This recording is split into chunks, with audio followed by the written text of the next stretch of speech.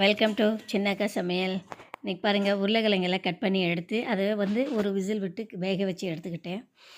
வேக வச்சு எடுத்த உருளைக்கிழங்க கடாயில் எண்ணெயை ஊற்றி வெறும் மிளகாத்தூள், தனியாத்தூள், கருவேப்பிலை இதை மட்டும்தான் போட்டிருக்கேன். வேறு எதுவுமே போடல, கடுகு கூட போடல. இதை அப்படியே அந்த வேக வச்ச உருளைக்கிழங்கை எடுத்து போட்டு மேலே கிளறிட்டு தேவையான அளவுக்கு சால்ட்டு கொஞ்சம் போட்டுக்கோங்க. போட்டு சாப்பிட்டு பாருங்கள், செம்ம டேஸ்ட்டாக இருக்கும். இது நம்ம அவசரத்துக்கு வெறும் சாம்பார் மட்டும்தான் இருக்குது, தொட்டுக்கிறதுக்கு எதுவுமே இல்லை அப்படின்னு நம்ம நினைக்கிறோன்னு வச்சுக்கோங்களேன். அப்போ செய்யக்கூடிய வேலை இது தான். ஒரு உருளைக்கிழங்கு எடுத்தோமா, வேக வச்சோமா, டக்குன்னு எண்ணெயில் பொரித்து எடுத்துடுறோம். அவ்வளோதான். பொரித்து எடுத்துகிட்டு சாப்பிட்டோம்னா அவ்வளோ டேஸ்ட்டாக இருக்கும், சூப்பராக இருக்கும்.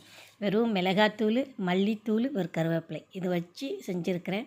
பாருங்கள், உருளைக்கிழங்கு பொரித்து எடுத்துருக்கிறேன். சூப்பராக. அடுத்த எபிசோடில் பார்க்கலாம்.